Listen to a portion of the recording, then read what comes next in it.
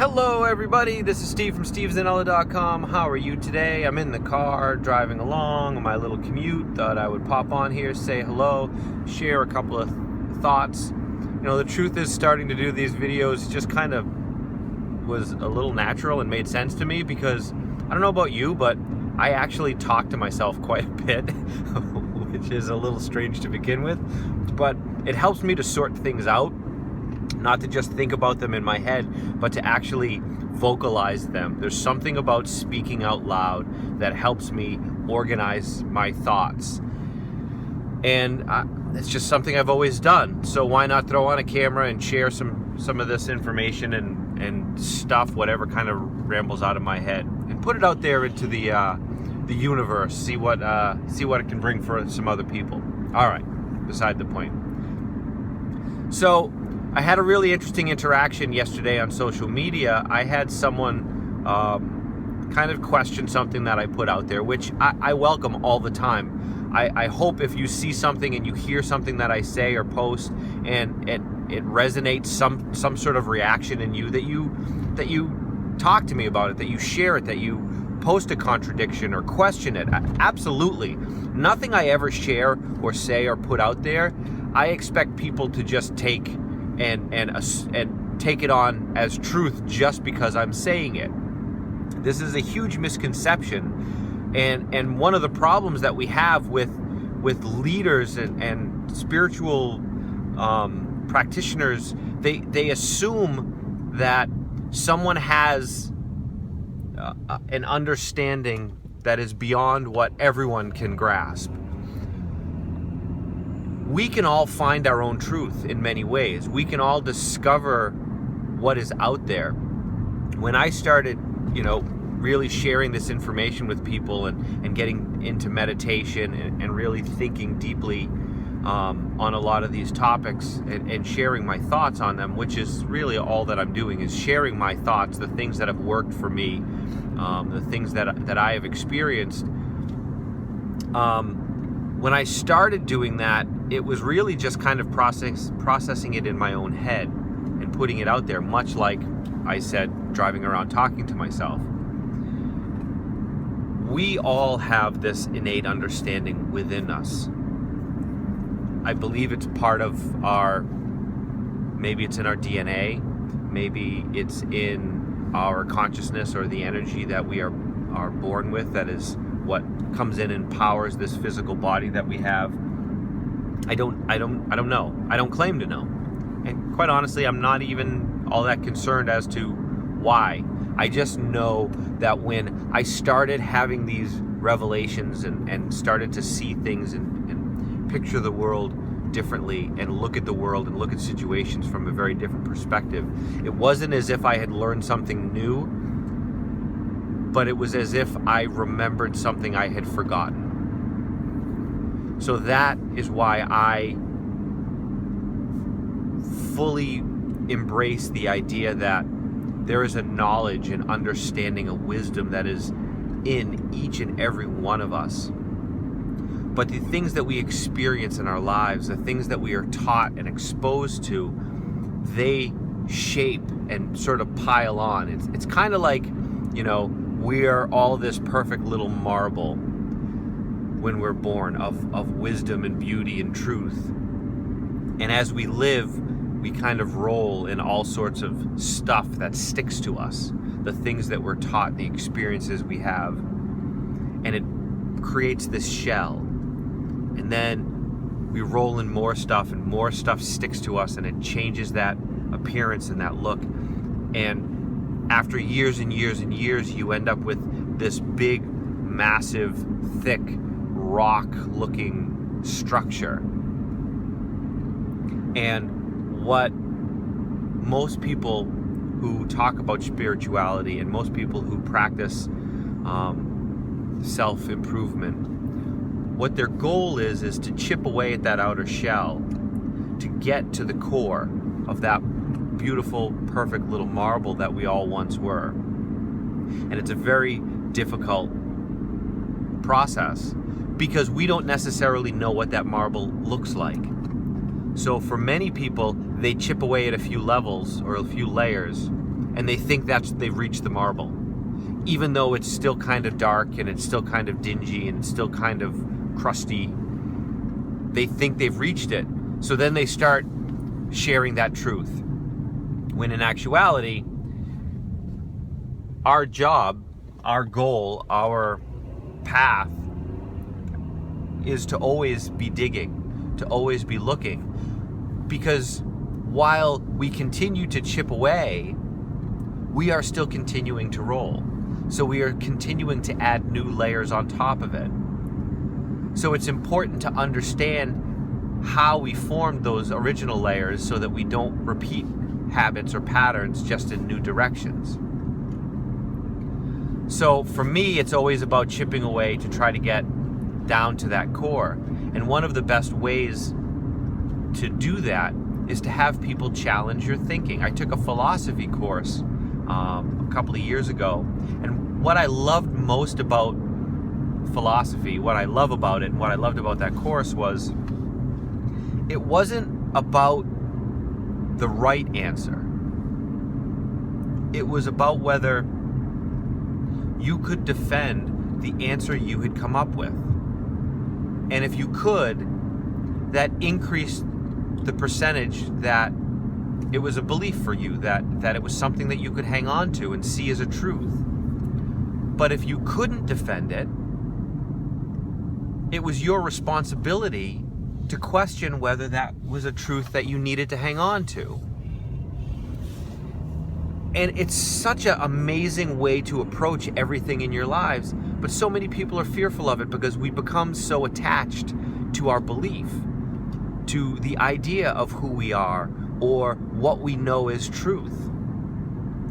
And one of the most amazing byproducts of meditation for me has been to create distance between my reality as a physical person and my spiritual reality as spirit, consciousness, energy, whatever word you want to use to define it. Because when you can experience that distance, it allows you the ability to see the things that have gone on in your physical life from a perspective of detachment, so that you can be more critical of yourself, so that you can gain a better understanding without feeling you need to defend the things you're being critical of because your ego is attached to that as your identity. If I make a mistake, in the past I would defend it.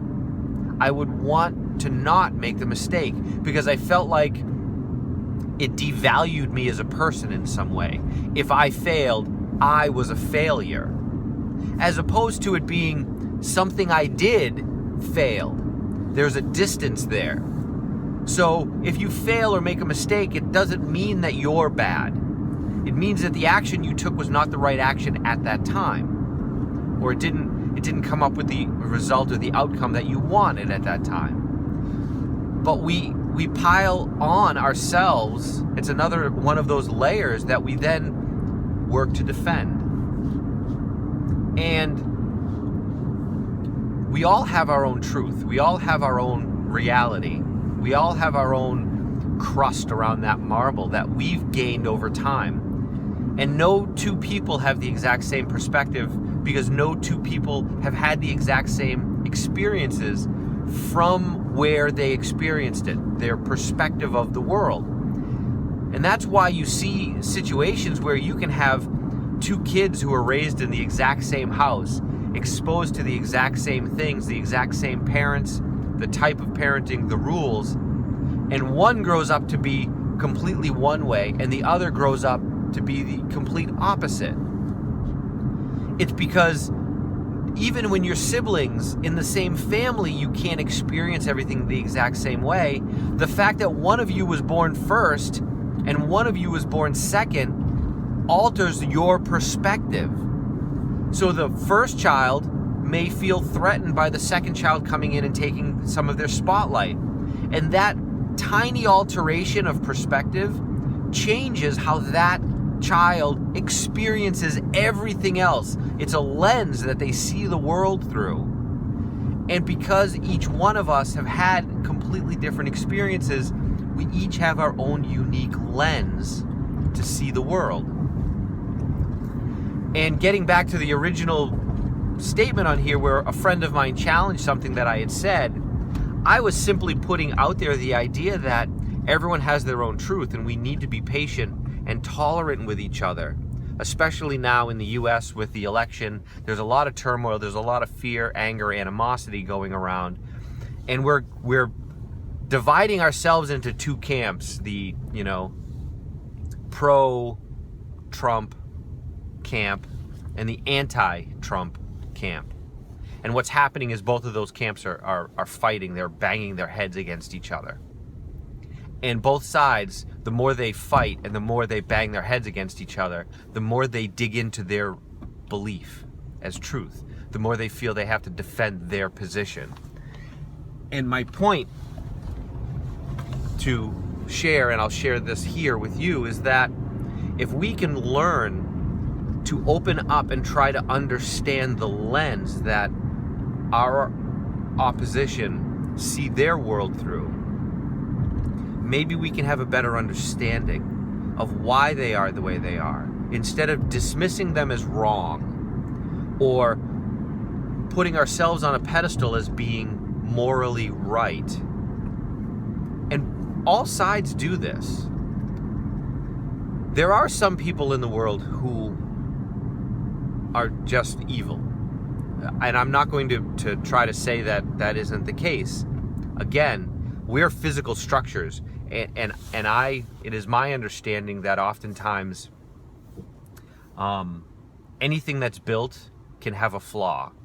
And sometimes we have chemical reactions that don't quite work the way they're supposed to. Sometimes there are physical things in our body that don't work quite the way they're supposed to. And I think people who have a detachment to emotion oftentimes can be very evil. They're filling a void in their life and they're using something very dark and destructive to fill that void. To them, it's almost like a happiness. And you can't necessarily rationalize with those people. You just have to sort of deal with them. And I understand that. But at the same time, I don't take that extreme case and apply it to everyone. There are people who are racist in our country who see a certain race or religious belief system as being wrong or corrupt or less than everyone else. And they see it this way because of their experiences, because of their lenses. Maybe something happened, maybe someone that they really cared about taught them to think or feel this way. And in their heart, it is a truth. And while we may not agree with that thinking, we can at least respect the idea that that is someone else's truth, that they are experiencing the world from that place. And we can honor that within them and understand that and let them know that we understand that and try to be more compassionate to people instead of just digging in and fighting back. Because each one of us, we experience our lives very differently. We experience our realities very differently. And it's important to remember that just because you disagree with someone on something, it doesn't necessarily mean that you're right and they're wrong. It is a situation where we have to learn to find a middle ground of understanding so that we can experience our realities together in a peaceful manner as opposed to a divisive and aggressive manner. So that's it. That's my thoughts for my drive. See, this is what goes on up in here. And as a byproduct of anxiety, spending so much time thinking about things has actually turned into a benefit for me, because I've developed the ability to really dig deep into things and think about them from a very different perspective. And I think it's important for all of us to start to develop that tool and that ability, because we can have a better understanding of each other if we can start to imagine why we think the way we think and understand the motivations behind the actions that we take. we can start to kind of peek behind the curtain of who we are as individuals and who we are as a society. And that's going to go a long way in helping us to connect with each other better, to be more peaceful, and to be more productive, and to be happier individually and collectively as a society. So, yeah, that's it for me. It's my morning. I'm going to go grab myself a coffee, start my day, and I hope you have an awesome day. Email me if you ever have any questions, steve@stevezanella.com. I love hearing from you. Give this video a like, leave a comment, leave a question, tell me I'm full of shit. Come on, let's talk. All right, that's it for me. Hope you have an amazing day, and we'll talk again soon.